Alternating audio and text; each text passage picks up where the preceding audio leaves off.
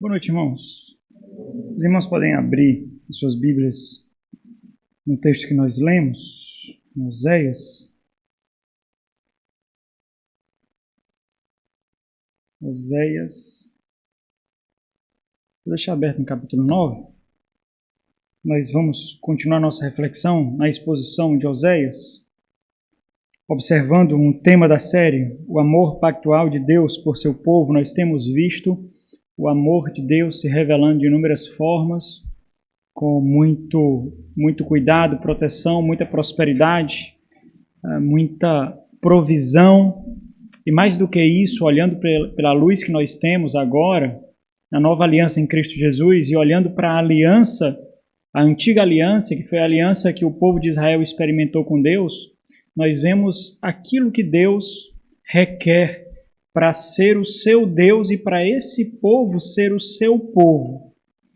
Aquilo em que o povo de Israel falhou é uma necessidade do povo de Deus na nova aliança de Cristo Jesus. Portanto, o ser povo de Deus.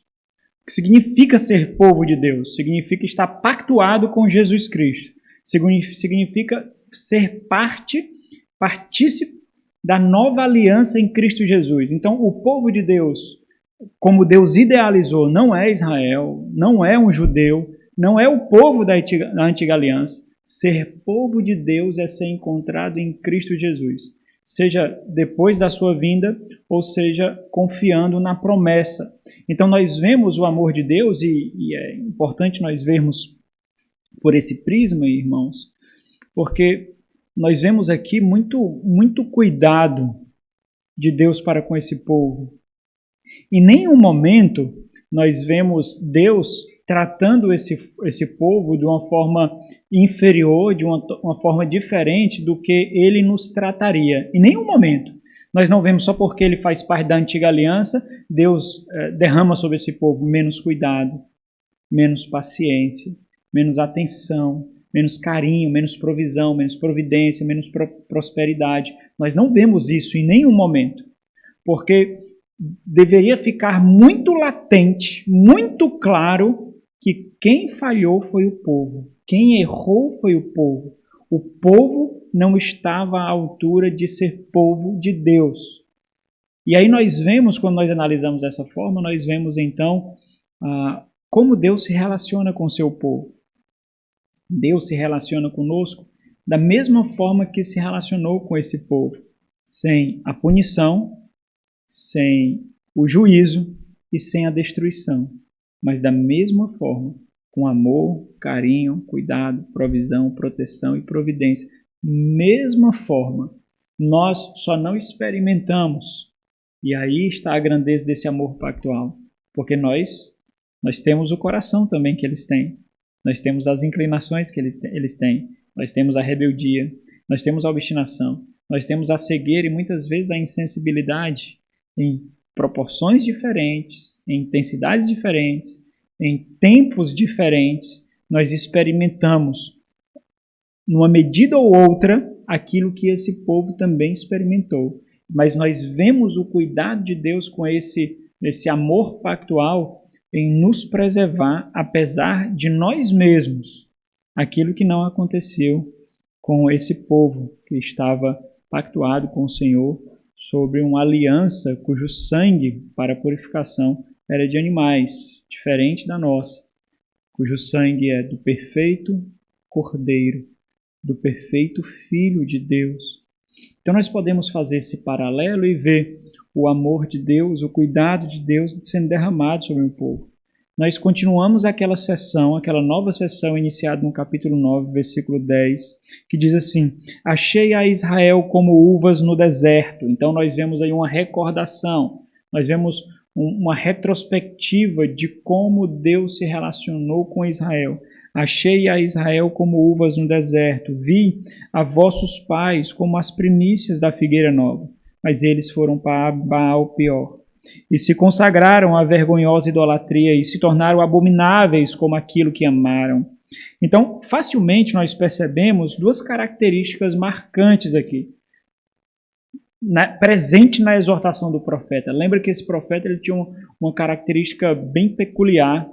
na sua profecia. Não somente a sua própria vida era uma profecia viva, ele, as suas 2 esposas e os seus 3 filhos eram profecias vivas, como ele usava inúmeros artifícios linguísticos, oratórios, para ministrar a vontade do Senhor, para expor as palavras do Senhor, o desejo do Senhor, as exortações do Senhor. Nós vemos aqui um relato histórico e sobre esse relato histórico nós vemos uma reflexão, uma ponderação, uma análise daquilo que aconteceu. Essa análise, essa reflexão, ela é feita de uma forma muito particular, muito peculiar, e isso o profeta entende, porque o profeta também experimentou, claro, em proporções muito diferentes, porque uma coisa é trair um pecador, outra coisa é trair um Deus cujo pecado não pode estar diante da sua presença. Quando nós percebemos essa rigorosidade, nós percebemos por que foi tão agressivo o pecado do povo.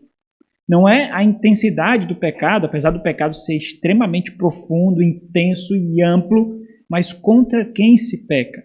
Então, nós percebemos, irmãos, aqui que o profeta, ele entende isso. Ele entende o que é ser desprezado. Ele entende o que é ser rejeitado. Talvez deveria ser uma reflexão que nós deveríamos tomar para nós. Quando nós refletimos para nossa dedicação ao Senhor, para nosso zelo ao Senhor, para nossa devoção ao Senhor, quando nós vemos essas forças se esvaindo, enfraquecendo, nós deveríamos lembrar como é ruim ser ingrato ou receber ingratidão, como é ruim ser desprezado, como é ruim ser deixado de lado. Talvez se nós fizéssemos um pouco dessa reflexão, nós multiplicaríamos aí um exponencial que é difícil de calcular, impossível de calcular, nós multiplicaríamos aí, e aí nós colocaríamos essa realidade diante de Deus. Foi isso que o povo fez.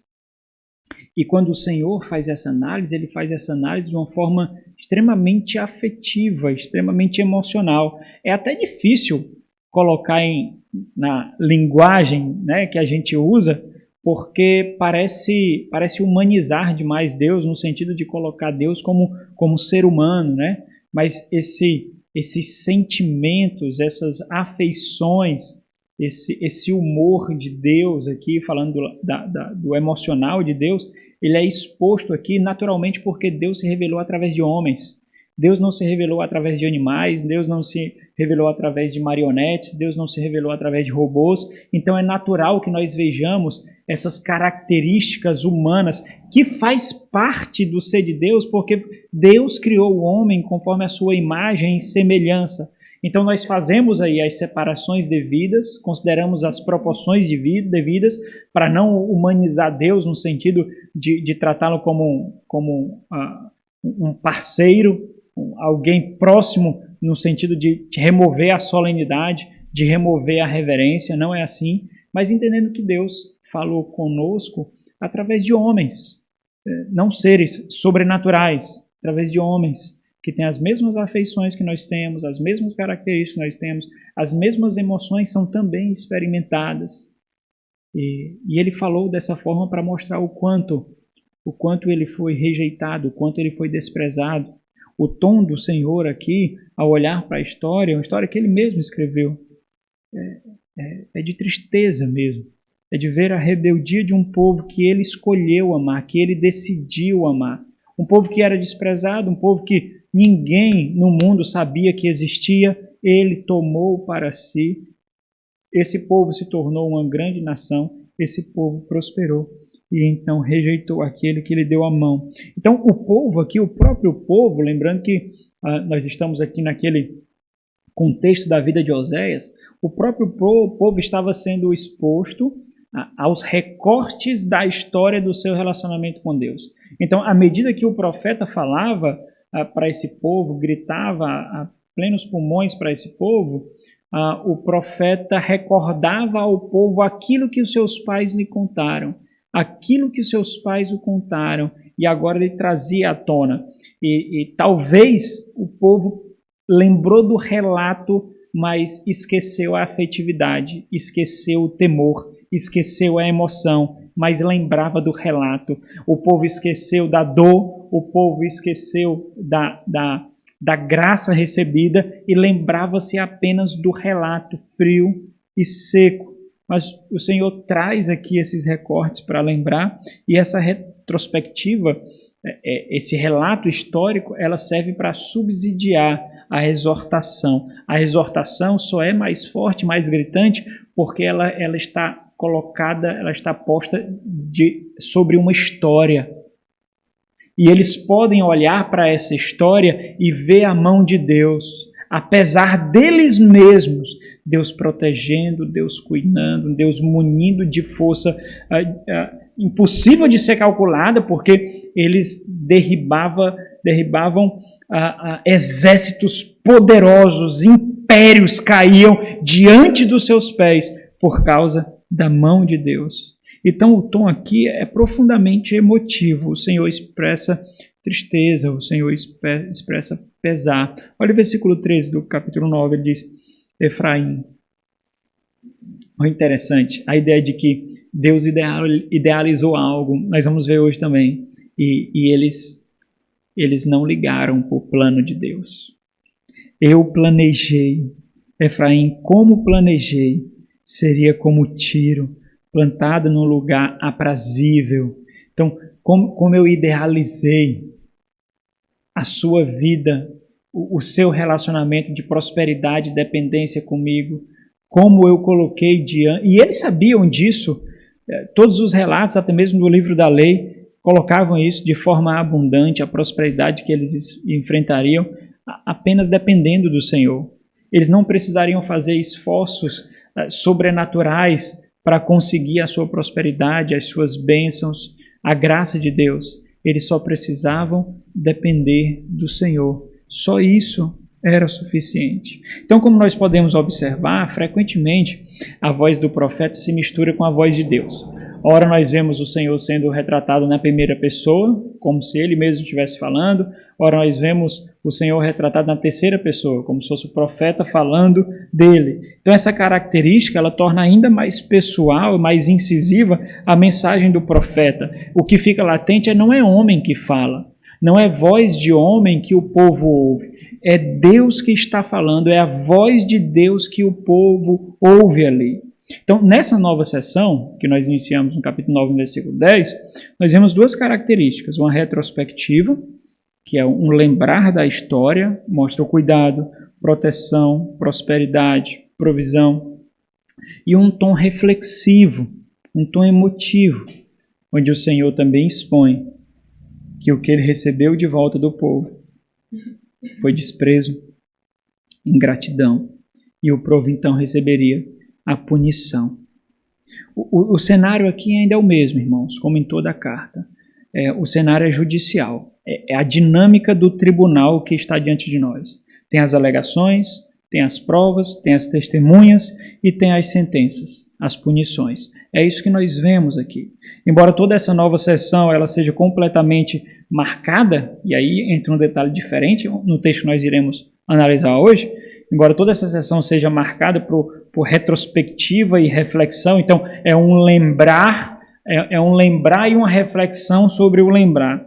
Em Oséias, aqui no capítulo 10, no versículo 9 até o versículo 15, surge um tom diferente no enredo, um tom extremamente poético aqui no enredo, diferente do que nós vimos até agora. Essa retrospectiva, essa reflexão, ela é ainda mais intensificada por um caráter mais contemplativo daquilo que o Senhor relata aqui. Foge um pouquinho da dinâmica geral. É como se essa porção fosse um parênteses, como se o Senhor parasse aqui para ter uma recordação diferenciada. O que é interessante, meus irmãos, nós continuamos a ver retrospectiva e reflexão aqui. Nós vamos ver, continuamos vendo a mesma coisa, mas o tom parece diferente. Nós vemos aqui uma contemplação, é como se fosse um meditar naquela reflexão, como se fosse um momento com intensa nostalgia, como eu desejei aquilo, como eu planejei aquilo, como eu intentei aquilo, mas nem assim quiseram, nem assim me buscaram. E aí isso torna o tom extremamente particular, mais particular ainda, bem emocional. O Senhor, ele contempla o passado de Israel e o que ele passou com Israel, o que o povo, como o povo rejeitou o seu plano, como o povo desprezou a dele, o que ele desejou para o seu povo e o que o povo retornou para ele. Então, ele expõe aqui o potencial que ele via para Israel e como Israel desprezou aquele potencial de crescimento, prosperidade, dependência, grandeza que Deus colocou diante dele. É uma linguagem, claro que meramente humana. É um homem que fala aqui, é o profeta que fala, mas é como se, nas medidas, das proporções necessárias, é como se o Senhor expusesse aqui a frustração. Olha o que vocês fizeram. Eu fiz um pacto com vocês. Eu forneci para vocês todos os subsídios, todos os instrumentos, toda a proteção, todo o poder, e vocês simplesmente frustram isso.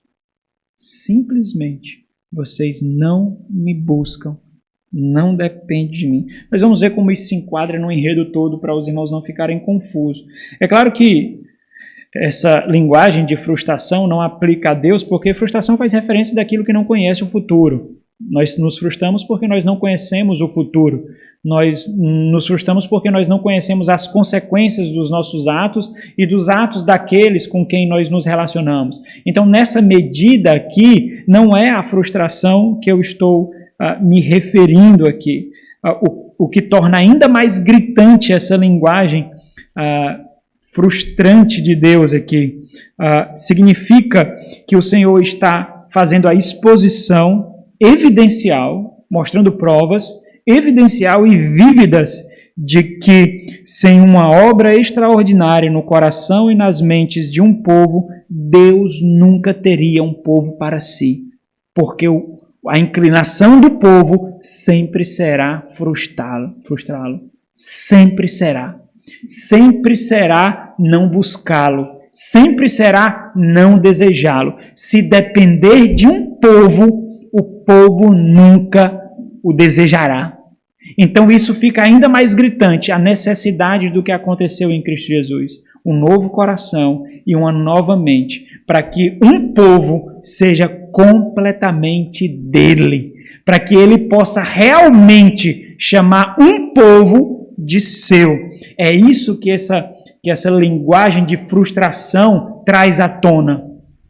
Coloca-se provas sobre a cabeça desse povo contra ele mesmo e não faz referência a alguma limitação, a alguma impotência da parte de Deus. Significa a extrema necessidade do seu Filho, Jesus Cristo, a extrema necessidade de uma nova aliança, substancialmente diferente da antiga aliança, porque essa antiga aliança não foi capaz de moldar um povo para Deus, mas a nova seria. Então, esse tom contemplativo aqui, e eu uso essa linguagem para mostrar um nível a mais de emoção, de recordação que Deus coloca aqui, ele exige justamente ele exibe para nós justamente dois grandes caminhos. Se há frustração é porque um caminho foi escolhido e o outro foi rejeitado. E esse caminho que foi escolhido não foi o caminho intentado por Deus, projetado por Deus. Aí então a frustração. Abra aí em Deuteronômio capítulo 30. O Senhor advertiu o povo diversas vezes, desde o capítulo 27 em Deuteronômio, e aí caminha nos últimos discursos, nos últimos sermões de Moisés, antes de passar o bastão para Josué. O Senhor advertiu inúmeras vezes. No capítulo 30, no versículo 15, ele diz: vê que proponho hoje a vida e o bem, a morte e o mal. E ele vai desenvolvendo a partir daí o que eles deveriam escolher. Antes disso também nós já vemos algumas exposições de Moisés como voz de Deus, mostrando o que o povo deveria escolher. Então, e o que fica muito claro aqui que não é falta de conhecimento, não é falta de material de consulta, mas falta algo. O que falta? Esse é o grande ponto aqui de todo esse sermão. O que falta? Porque a escolha errada aqui não diz respeito à ignorância, não diz respeito à falta de conhecimento. E isso é bom para analisar, porque também fala de mim e fala de você.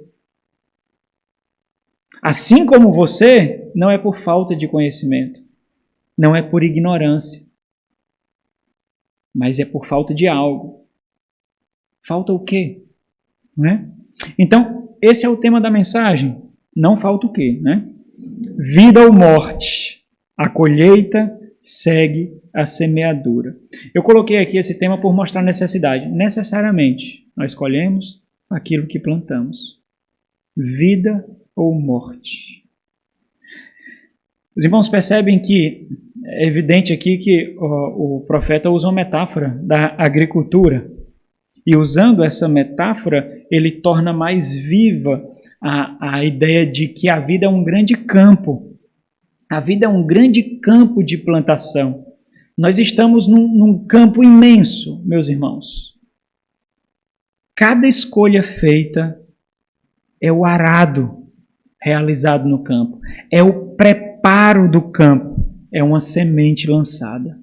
Cada vez nós estamos, cada decisão, cada escolha, cada comportamento, nós estamos fazendo uma vala, preparando o campo e lançando uma semente. Vida ou morte, ou para Deus ou para si mesmo. Vida para Deus, morte para nós mesmos. Nesse campo são plantadas muitas espécies de plantas, muitas espécies. Algumas frutificam rapidamente, nutrem exterior e temporariamente, mas causa doença que leva à morte.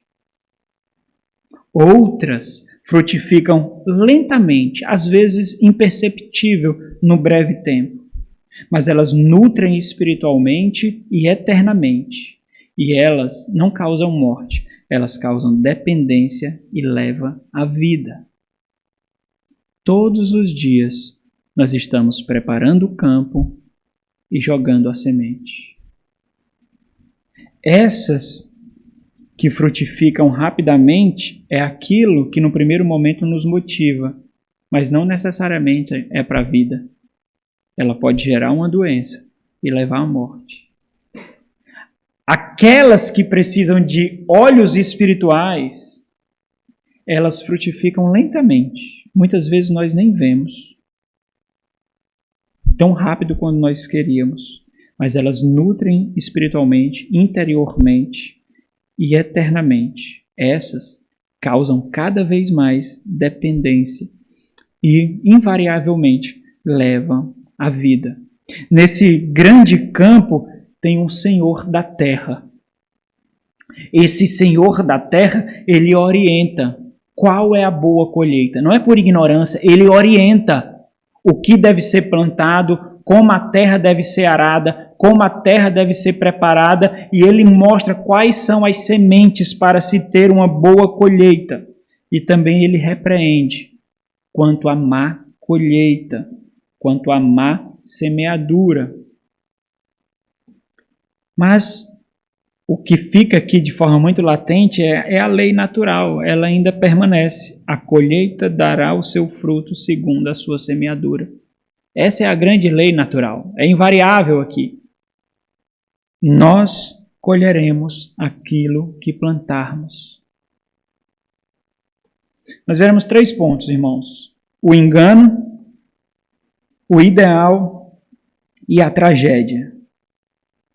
O engano, semearam para a carne, colherão corrupção. Versículo 9 e 10.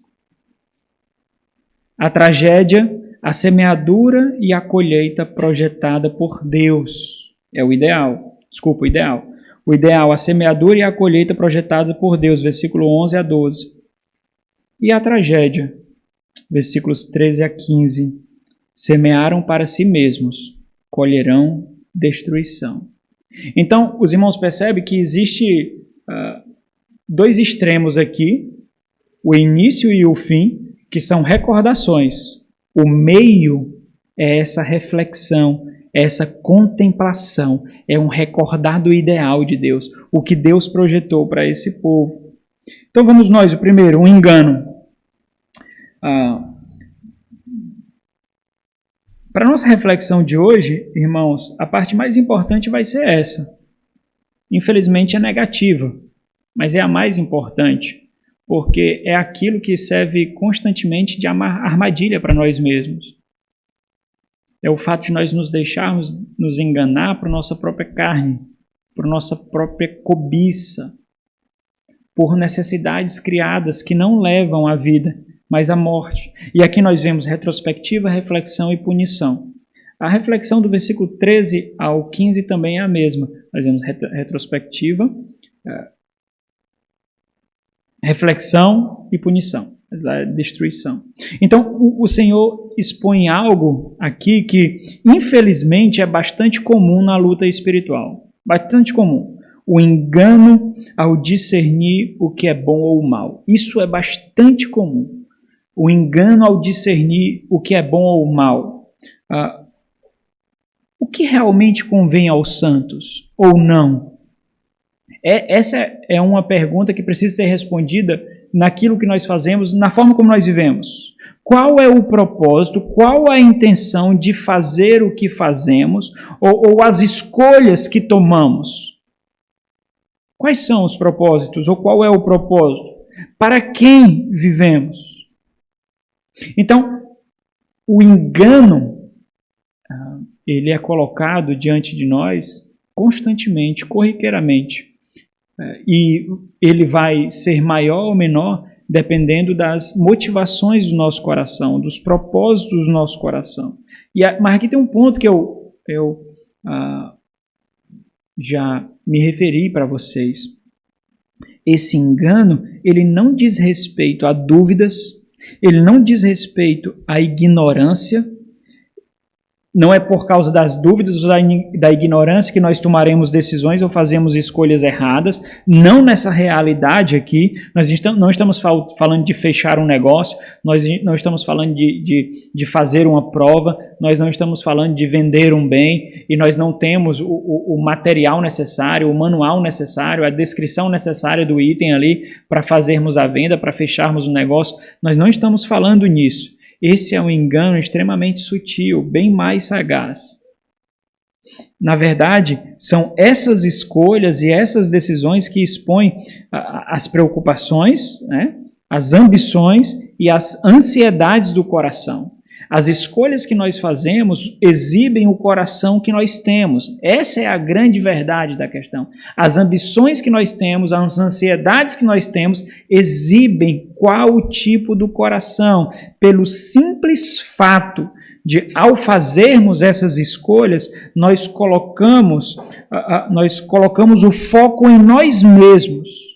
Quando nós fazemos essas escolhas e colocamos o foco em nós mesmos, nós estamos nos enganando, julgando que algo pode resultar em bem, mesmo sendo mal. Foi isso que aconteceu com Israel. E nós não somos diferentes daquele povo, irmãos.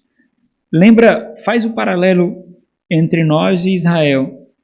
Nós recebemos instruções, nós recebemos orientações extremamente detalhadas, nós somos ensinados, advertidos sobre cada consequência de ato, nós somos corrigidos e perdoados constantemente, assim como também aconteceu com Israel.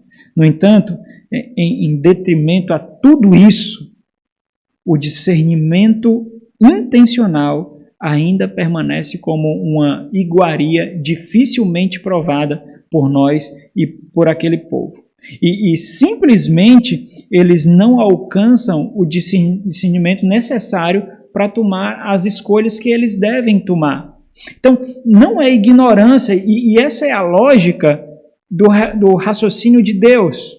Nos primeiros 2 versículos, versículo 9 e versículo 10, nós vemos Deus fazendo esse raciocínio, oferecendo uma proposição, né, demonstrando um relato histórico e fazendo um questionamento. E esse questionamento que ele faz, essa pergunta que ele faz, é aquela pergunta retórica cuja resposta já é evidente.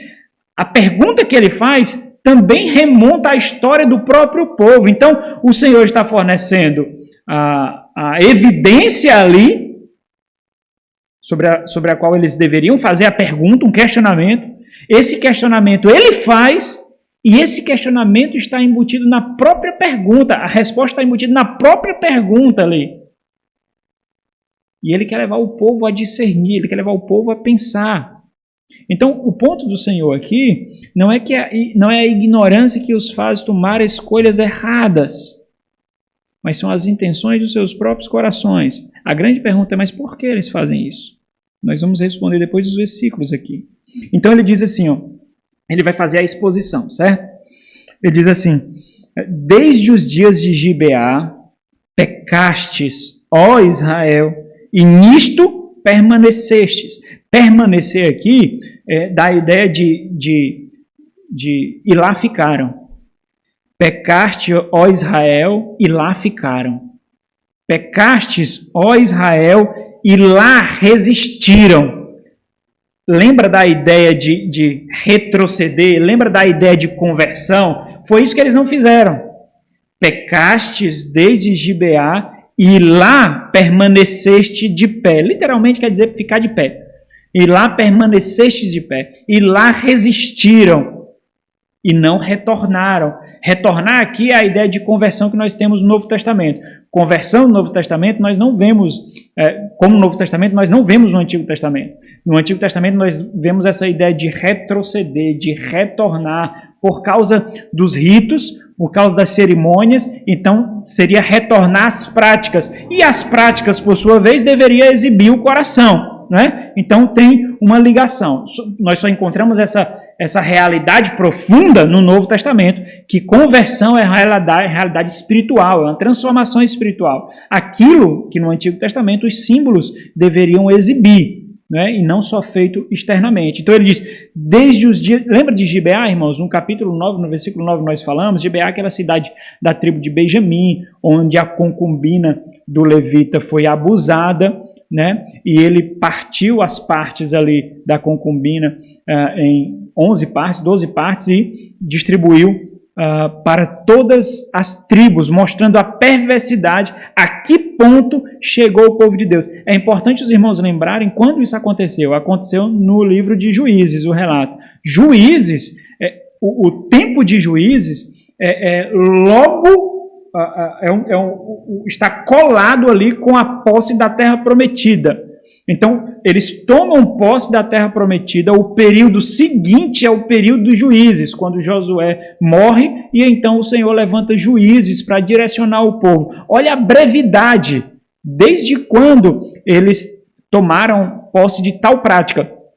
E muito antes disso, antes da terra prometida, nós já vimos aí que o Senhor pecou contra o Senhor. O Senhor está mostrando aqui o relato de perversidade que eles se colocaram e mesmo assim eles não retrocederam. Então, Juízes, o período de Juízes foi mais ou menos 1210 até 1050, mais ou menos aí, né? Entre esse período, não se sabe ao certo. Então, desde esse tempo, nós estamos aqui no ano 723, 724, antes de Cristo.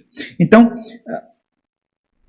esse relato histórico aqui, ele serve justamente para sustentar o questionamento que vem seguinte.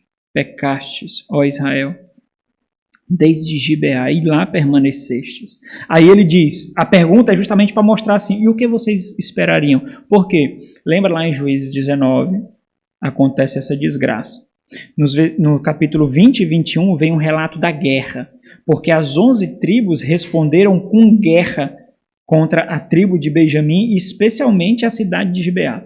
A guerra foi tão intensa que quase destruiu, dizimou a tribo de Benjamim por inteiro, quando as outras tribos viram a perversidade daquele povo. Então, o que é que o Senhor está recordando?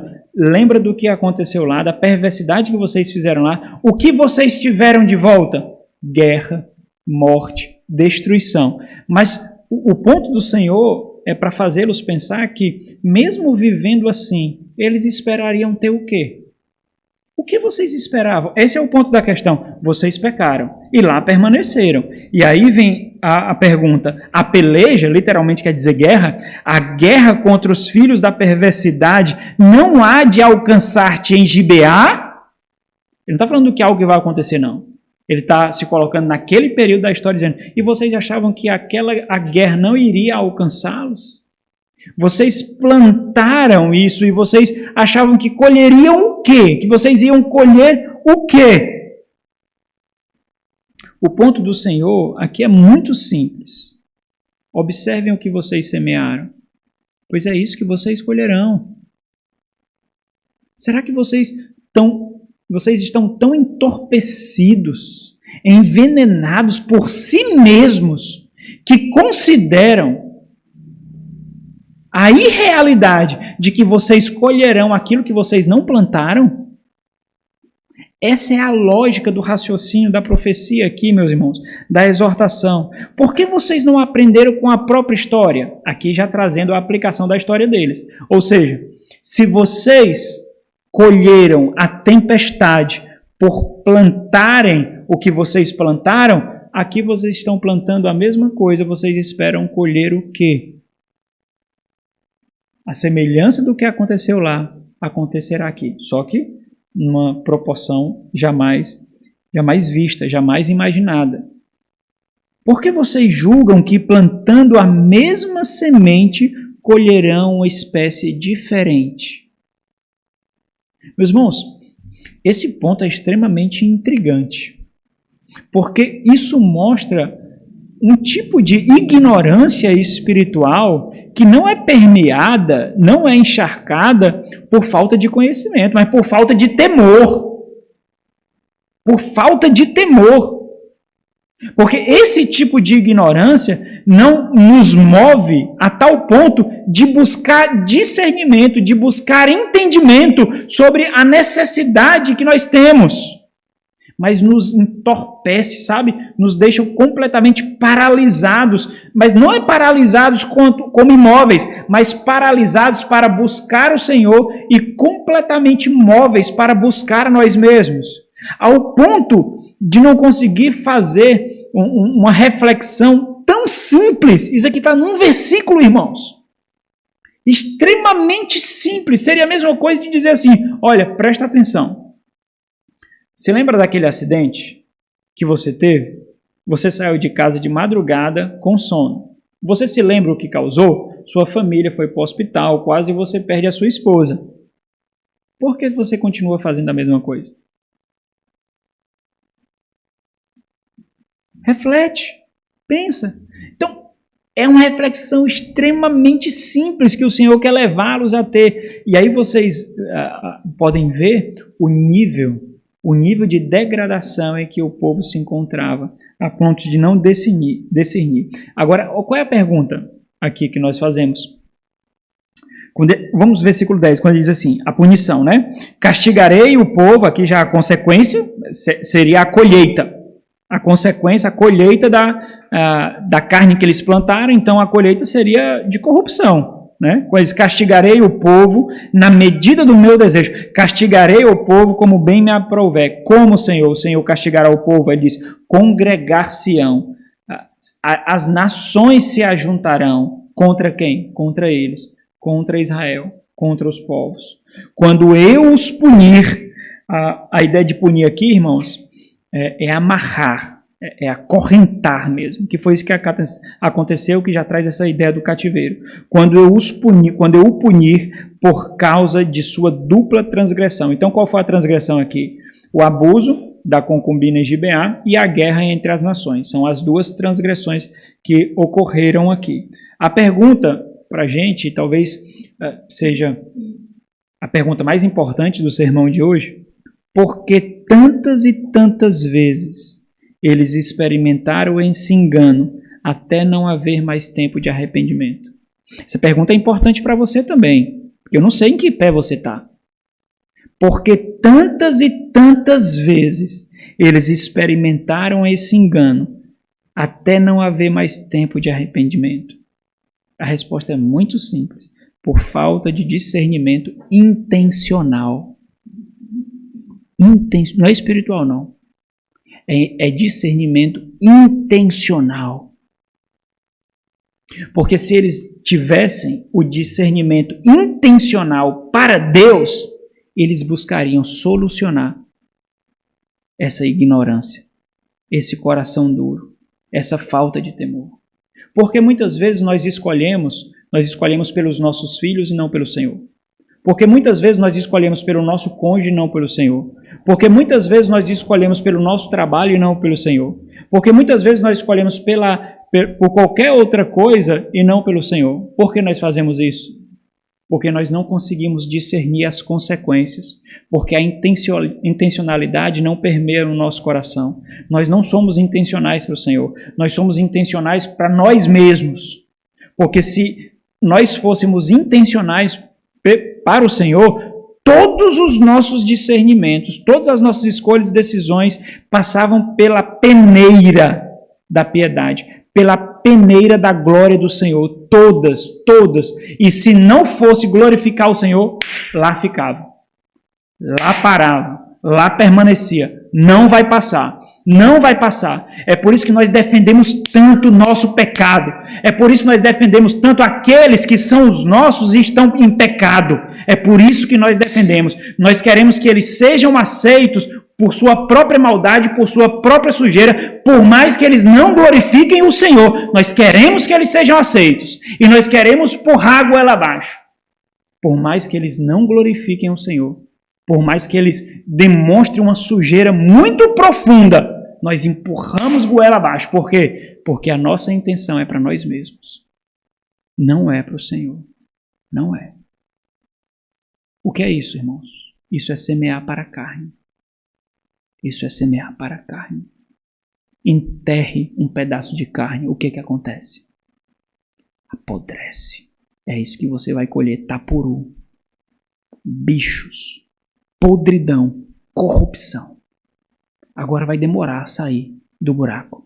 O odor, a caatinga, os bichos vão demorar a sair do buraco. Mas eles estão lá. Eles estão lá.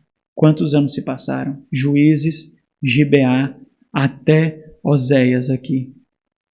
1.200 anos antes de Cristo, até 724 anos antes de Cristo. Se passaram em quase 500 anos. Mas eles colheram. Eles colheram.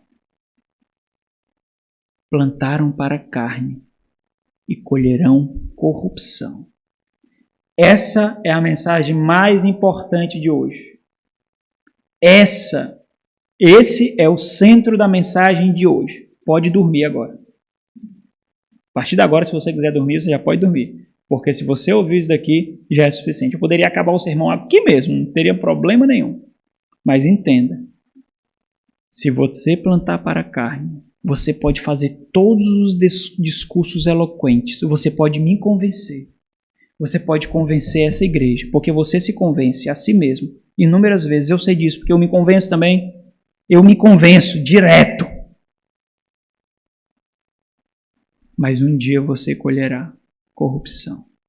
É invariável, irmãos. Essa é a lei da semeadura.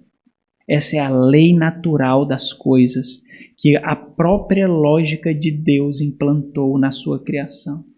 Nós colhemos o que plantamos. Se você não tiver discernimento intencional para Deus, você viverá no engano. É por isso que você não alcança. É por isso que você escuta pregação após pregação. É por isso que você faz estudo após estudo. É por isso que você lê livro após livro. É por isso que você vê vídeo após vídeo. E você não alcança. Você não alcança. Você não chega lá. Por quê? Você já deveria ter feito essa pergunta. Por que você não chega lá? Por que a irmã chega? Por que o irmão chega? E por que eu não chego, Senhor? Porque lhe falta intencionalidade para Deus. O seu discernimento é para si mesmo. O seu discernimento não é para o Senhor. Lembra do círculo do ego. Lembra do círculo do ego. Anota isso daí. Quem vive para si mesmo não semeia para Deus. Quem vive para si mesmo não semeia para Deus. Quem vive para si mesmo, olha o círculo do ego. Quem vive para si mesmo e para a sua família, como instrumento de idolatria, não alcança a mente de Deus. Lembra de Paulo, escrevendo para os Coríntios, sua primeira carta, capítulo 2. Ele fala do que os crentes têm. Nós temos a mente de quem? Nós temos a mente de Cristo. Ele está falando da grandeza da sabedoria de Deus que foi colocada em nós. Quem aconselhará o Senhor? Quem aconselhará o Senhor? Mas nós temos a mente de Cristo. É o paralelo que ele faz ao citar Oséias. Nós, os crentes, temos a mente de Cristo. Ele está falando que nós conseguimos discernir as coisas de Deus. Os crentes conseguem discernir. Por que isso é importante? Porque aqui eles não tinham o coração que aqueles da nova aliança têm. O Senhor preparou agora detalhadamente um povo para si, um povo que tem a mente de Cristo.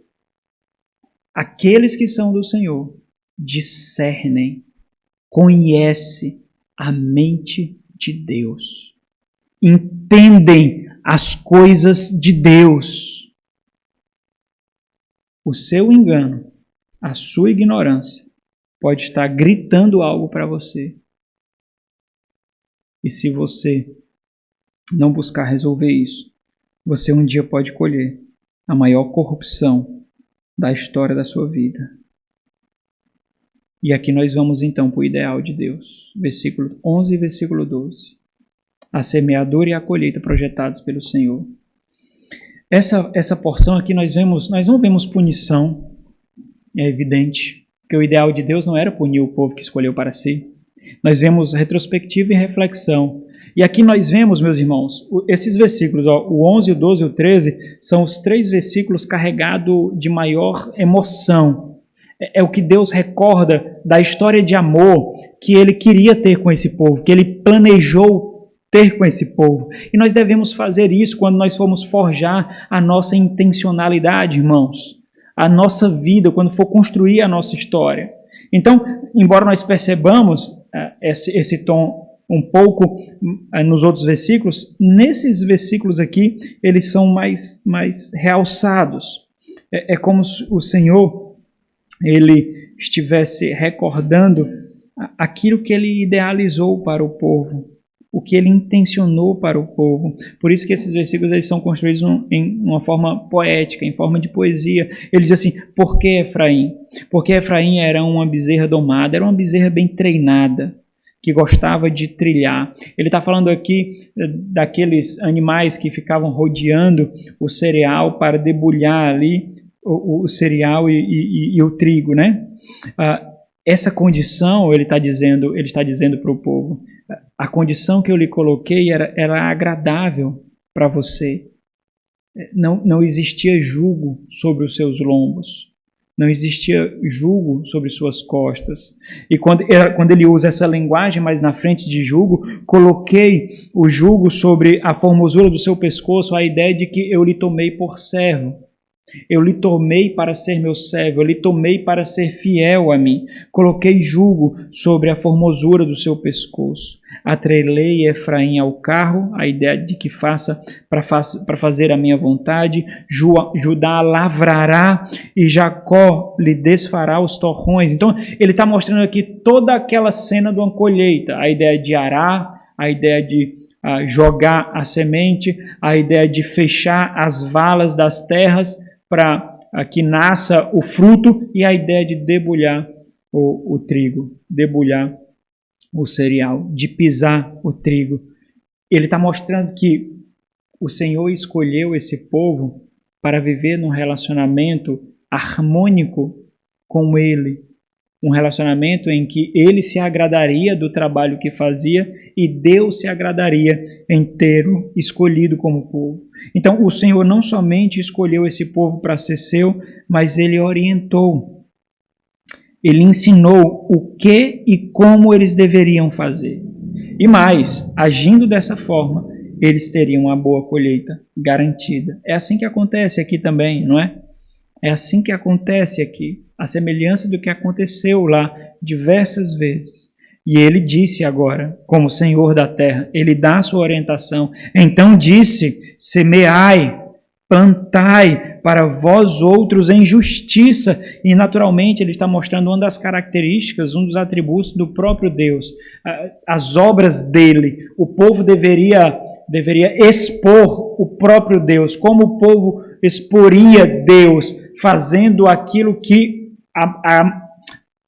testifica de Deus, expõe Deus, demonstra Deus, mostrando as obras do próprio Senhor. Então ele diz: semeai para vós outros em justiça. Então, o que é que está implícito aqui? Que eles não deveriam, usando uma linguagem do Novo Testamento, uma linguagem espiritual, que eles não deveriam exibir as obras da carne, não deveria, Gálatas 5, não deveriam incorrer nas obras da carne, não deveriam viver segundo a carne. Vivam em justiça. Lembra da metáfora do campo de colheita.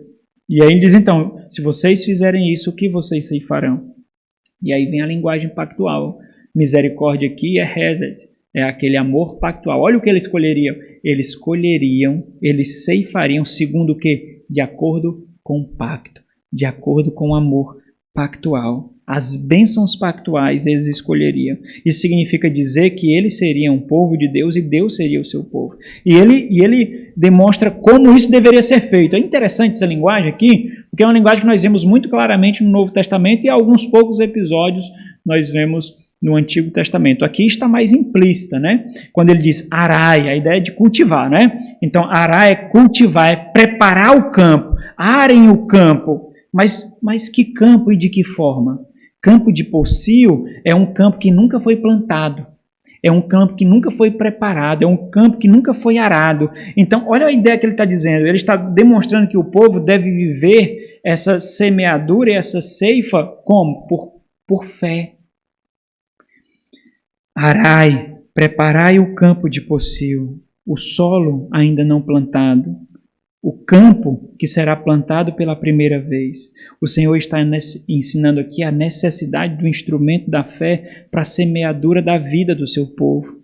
Nós caminhamos aqui não por vista, plantamos nesse campo não por vista, nós plantamos por fé. Não é porque nós vemos a chuva chegando, não é porque nós vemos o campo todo preparado, o campo fértil, nós plantamos porque é o Senhor da terra que manda que nós façamos.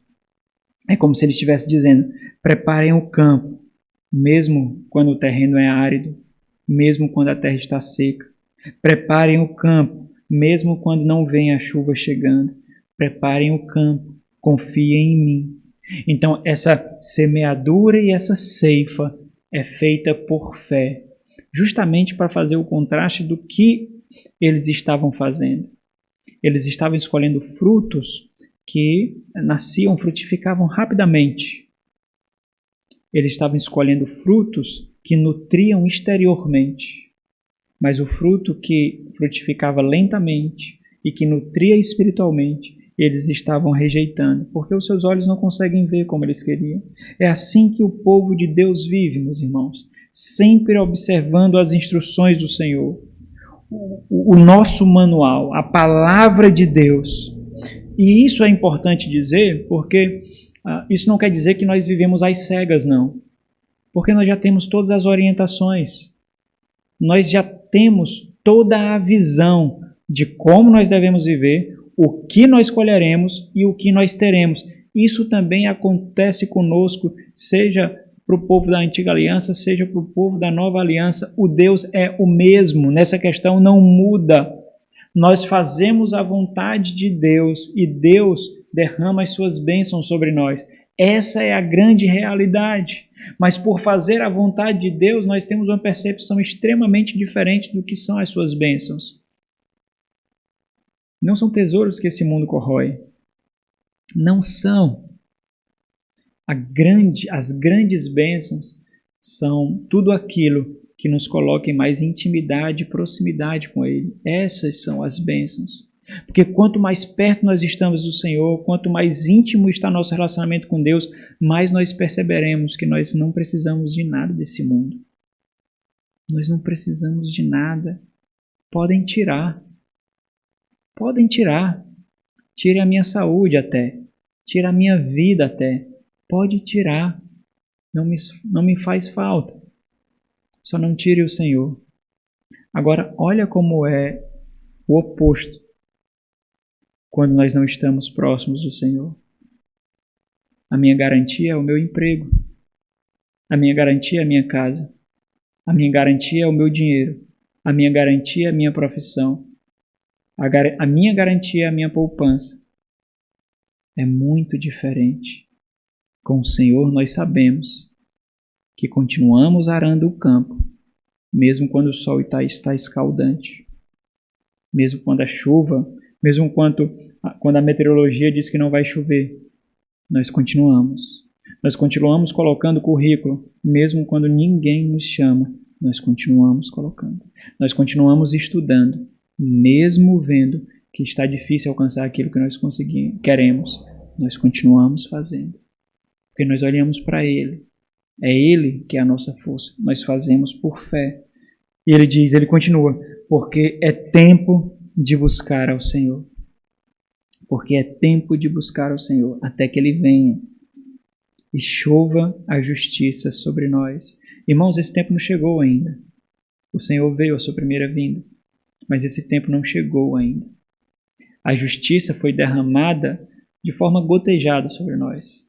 O Senhor veio, atingiu Satanás e a sua hoste infernal, limitou o seu alcance, limitou o seu acesso. Ele não mais pode enganar as nações, ele não mais pode impedir o conhecimento, o acesso do Evangelho Salvador. Mas nós ainda aguardamos o dia da justiça. Ainda nós esperamos. E por isso que a nossa fé é uma fé escatológica, que aguarda algo. Buscar, evidentemente, aqui é confiar, né? Então é tempo de buscar o Senhor, é tempo de confiar no Senhor. É isso que significa buscar aqui.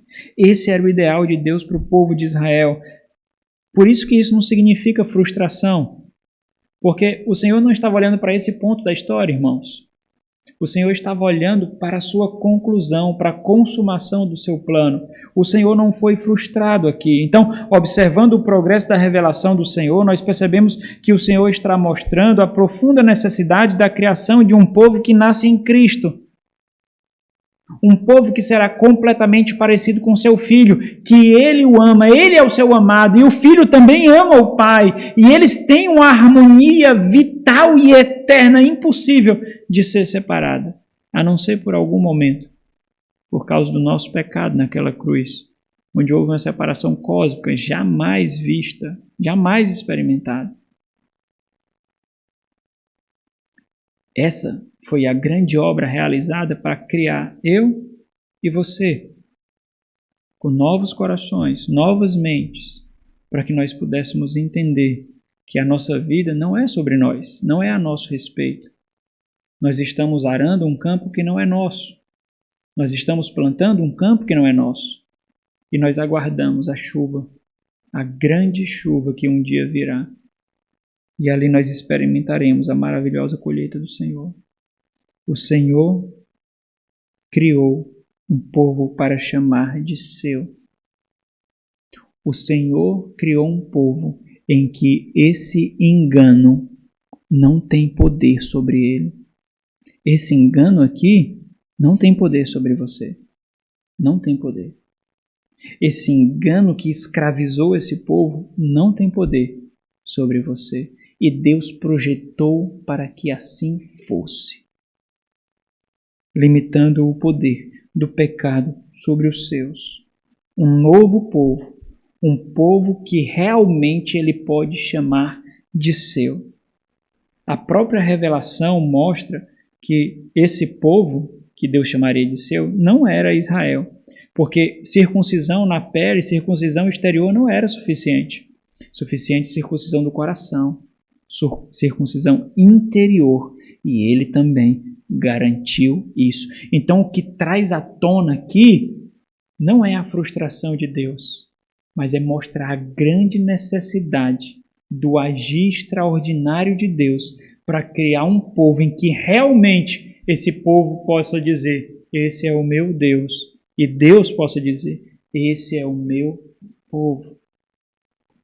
Mas então nós vemos a tragédia. Saímos desse tempo de contemplação aqui, em que o Senhor projetou para o povo e o povo não se agradou do projeto de Deus. E nós vemos a tragédia. Eles semearam para si mesmos e eles colherão destruição. Versículos 13 ao 15. Então nós vemos aqui retrospectiva, reflexão e punição. A semelhança do que aconteceu no versículo 9 e versículo 10. A diferença dos versículos 9 e versículo 10 com essa daqui é o contraste necessário que tem entre o versículo 12 e o versículo 13. Então eu separei aqui para uma questão mais didática, irmãos. Mas o versículo 11, 12 e 13, eles estão intrinsecamente juntos. Porque o versículo 13 ele faz um contraste necessário com o versículo 12. Lembra lá, quando o Senhor diz assim, ele dá uma orientação no versículo 12, né? Ceifai para vós justiça, ou semeai para vós outros em justiça, ceifai segundo a misericórdia, arai o campo de pocio. E aí vem um contraste no versículo 13 extremamente necessário. Então coloca aí um mas, M-A-S, é uma adversativa. Coloca aí para quando você lê, você perceber o contraste. Eu disse que vocês deveriam semear isso. Mas, eu disse que vocês deveriam arar isso, mas vocês não fizeram. Vem um contraste, mas arastes ou cultivaste o que é a justiça? Não, a malícia. Literalmente a maldade ou a injustiça. O que mais fizeram? Colhestes a perversidade. Eles já colheram a perversidade em inúmeros momentos da história, mas mesmo assim eles não aprenderam. Arastes a malícia, colhestes a perversidade, comestes o fruto da mentira, literalmente desonestidade. Por quê? Por que vocês experimentaram isso tudo? Porque confiastes nos vossos carros e na multidão dos vossos valentes. Vocês não confiaram em mim. Lembra lá do final do versículo 12? Arai o campo de pocio, a ideia de confiar no Senhor. Mas não foi isso que vocês fizeram.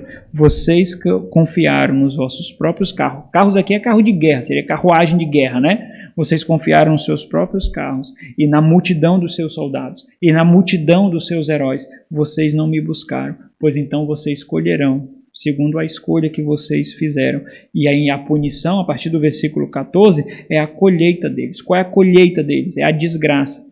A desgraça do seu próprio campo, do campo que eles escolheram para si. E aqui o Senhor ensina qual é a resposta para muitos dos nossos questionamentos sobre sofrimento, irmãos. Sobre angústia, sobre as nossas dores da vida. Muitas vezes nós queremos fazer assim, sabe, equações extraordinárias para descobrir o que sofremos. Aqui o Senhor responde muitas delas, evidentemente que não todas, né? Não todas. Mas aqui o Senhor responde muitos desses questionamentos sobre sofrimento e angústia. O Senhor quer mostrar aqui, o Senhor ensina os porquês da vida. Os porquês da vida nesse aspecto do sofrimento, nesse aspecto da angústia, nesse aspecto da experiência do mal aqui nesse mundo. O Senhor nos ensina que muitos desses porquês são consequências de escolhas que fazemos e decisões que tomamos. É isso que o Senhor ensina a partir do versículo 14. Ele diz, portanto, agora, entre o teu povo, o povo que tu formastes, e aqui o pronome é muito importante, porque foi o povo que eles não construíram um povo piedoso, eles não construíram um povo temente, eles construíram o povo, eles forjaram um povo segundo seus próprios corações, as suas próprias ansiedades. Portanto, entre o teu povo, aqueles que vocês forjaram, se levantará um tumulto de guerra. A todas as tuas fortalezas serão destruídas, e todas as tuas fortalezas serão destruídas. Por quê? Porque vocês confiaram nela. Então o Senhor vai mostrar categoricamente que nada pode substituir a Ele. Nada. Nada pode substituir a Deus. Todos aqueles que se levantam, que nós levantamos para serem substitutos de Deus, frutificarão desgraça. Cuidado com seu filho. Cuidado com seu cônjuge.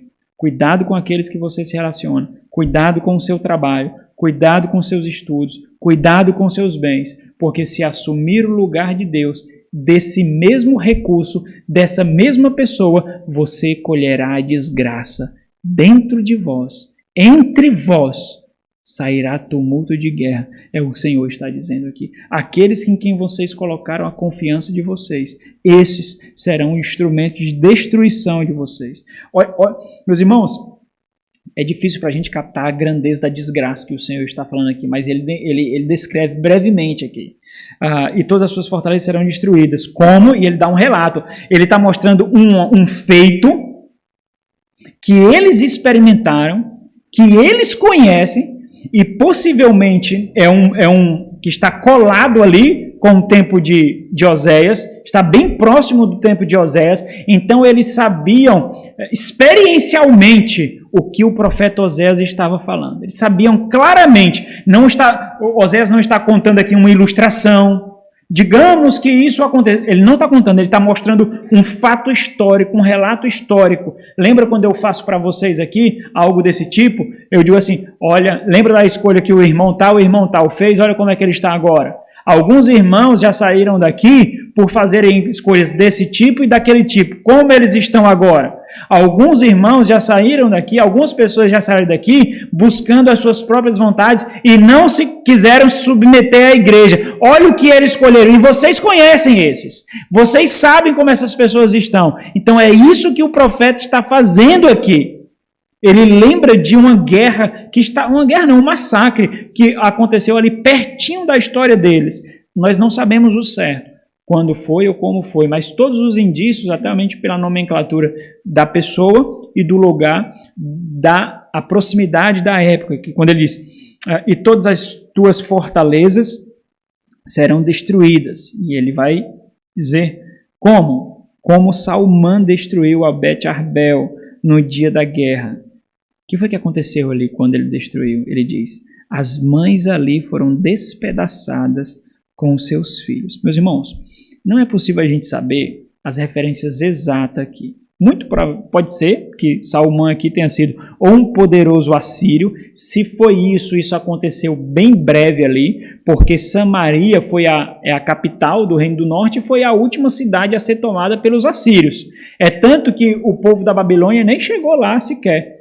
O povo da Babilônia só veio depois quando derrotou a Assíria e tomou então as últimas cidades de Judá e Jerusalém para o cativeiro babilônico. Então, se Salmã tivesse sido um poderoso, um valente assírio, aconteceu pertinho dali. Pode ter sido também um rei moabita, que não está registrado por causa do nome utilizado, mas nós não sabemos. Bet-Arbel, apesar de nós não sabermos ao certo qual é o lugar, pode ter sido uma cidade da região de Gileade, mas isso também, para a aplicação da gente, não é muito importante. Importante é o nome. O nome Bet-Arbel, Beit significa casa, Bet-Shalom, casa de paz, Betel, casa de Deus, Bet-Arbel, Bet-Aven, casa da maldade, casa da iniquidade. Bet-Arbel aqui é casa da emboscada de Deus. Casa da emboscada de Deus. Olha como o nome é uma profecia em si. Casa da emboscada de Deus. E aí, por mais que nós não saibamos ao certo nenhum desses pontos aqui relacionado à pessoa e o local, saibamos ao certo o nome, né? Mas, independente disso, a mensagem, irmãos, é muito clara. Quando ele diz assim, destruirei a fortaleza de vocês. Como? Como Salmã, como aquele guerreiro, como aquele ímpio destruiu Bet-Arbel. Um local, algum local, se for em Gileade, ou algum local do Reino do Norte. Ok. Qual é a mensagem que o Senhor quer passar aqui? Israel experimentará a punição do Senhor. Ele colherá a punição do Senhor através da brutalidade enlouquecedora, entorpecente, a semelhança do que aconteceu em batalhas que exterminam povos. É isso que ele está dizendo. Quando ele mostra aqui essas mães e esses filhos sendo despedaçados, ele está fazendo referência não só à brutalidade, à maldade que aquele povo enfrentaria, mas também o que aquilo ocasionaria com o próprio povo. E aí eu quero ler alguns versículos para os irmãos aqui. Meus irmãos, vamos ler alguns versículos aqui, tá bom? A gente vai entender então a severidade, o rigor do ato. Vamos ler Deuteronômio capítulo 32. Por que a severidade do ato? Por que o Senhor é tão severo com a punição? Por que Deus é tão agressivo? Lembra lá, não é por ignorância que eles pecaram, não é por ignorância que eles fizeram as escolhas erradas. Porque se fosse por ignorância, talvez de alguma forma nós iríamos aqui suavizar a maldade deles. Não é por ignorância. O versículo 19 diz assim, Deuteronômio 32, 19. Viu isto o Senhor e os desprezou, por causa da provocação de seus filhos e suas filhas. Versículo 21. A zelos me provocaram, zelos aqui é a referência para ciúmes, né? A zelos me provocaram, como aquilo que não é Deus, com aquilo que não é Deus. Com os seus ídolos me provocaram a ira, portanto, eu vos provocarei a zelos com aquele que não é povo. Com louca nação os despertarei a ira. Ao versículo 23. Amontoarei males sobre eles. Aqui são as consequências decorrentes da desobediência naquele discurso de bênção e maldição diante da aliança, certo? 23. Amontoarei males sobre eles. As minhas setas esgotarei contra eles. Consumidos serão pela fome, devorados pela febre e peste violenta. E contra eles enviarei dentes de feras e ardente peçonha de serpentes do pó. Versículo 25. Fora devastará a espada, em casa o pavor, tanto ao jovem como à virgem, tanto à criança de peito como ao homem encanecido. Capítulo 28. Capítulo 28. Vamos ler aqui o versículo 32. Teus filhos e tuas filhas serão dados a outro povo. Os teus olhos o verão e desfalecerão de saudade todo dia, porém a tua mão nada poderá fazer. O fruto, olha aqui, irmãos, o fruto da tua terra e todo o teu trabalho comê-los-á um povo que nunca conheceste, e tu serás oprimido e quebrantado todos os dias, e te enlouquecerás. Essa é a ideia que vai acontecer com essa ideia de entorpecer, de enlouquecer, que o Oséias está fazendo referência ali. E te enlouquecerás pelo que vires com os teus olhos. O Senhor te ferirá com úlceras malignas nos joelhos e nas pernas, das quais não te possas curar, desde a planta do pé até o alto da cabeça. Vamos ler só mais um versículo 23 aqui. Comerás o fruto do teu ventre, a carne de teus filhos e de tuas filhas, que te der o Senhor teu Deus, na angústia e no aperto com que os teus inimigos te apertarão. Então, é isso que o Senhor quer colocar na cabeça do povo aqui. Essa grande desgraça, essa grande tragédia que o povo experimentaria. Isso daqui é fruto de quê, irmãos? É fruto de desobediência. Isso daqui é a severidade de não escolher o Senhor. Lembra lá do Salmo 137? Lembra Ezequiel 37? Ezequiel 37 é o vale de ossos secos. Abra no Salmo 137. Lembra do Salmo 137, irmãos? Salmo 137 é o Salmo do cativeiro. Se no tempo de Oséias eles não receberam como deveria receber, no cativeiro eles entenderam. Às margens dos rios da Babilônia, nós nos assentávamos e chorávamos, lembrando-nos de Sião. Vocês se lembram o quanto eles desprezaram o culto ao Senhor, o sacrifício ao Senhor, o templo ao Senhor? Aquilo que era instrumento de chatice, era instrumento de tempo desperdiçado, era instrumento de religiosidade vã, se tornou a fonte de desejo de um povo que sente saudade do seu Deus. Porque muitas vezes, somente quando nós perdemos, nós entendemos o que nós tínhamos. Nós lembramos o que nós tínhamos. Porque nós vemos a nós mesmos mudando e os nossos entes mudando. Você sabe o que significa se o seu cônjuge sair da igreja? Você tem noção do que pode significar isso? Você tem noção do que pode significar se seu filho não quiser vir para a igreja mais de jeito nenhum? Filho, você sabe o que significa se os seus pais deixarem a igreja? Você se lembra quando ele era antes de conhecer a Cristo? Você se lembra? Você se lembra como a sua esposa era antes de conhecer a Cristo?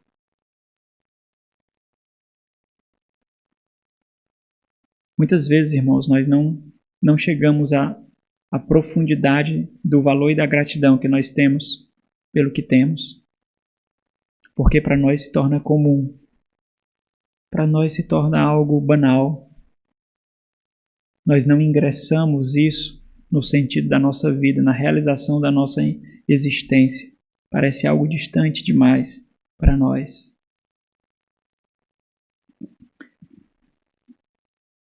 Ele continua, termina aqui no versículo 15. Ele diz: assim vos fará Betel. Betel é casa de Deus, mas Betel se tornou um antro de idolatria.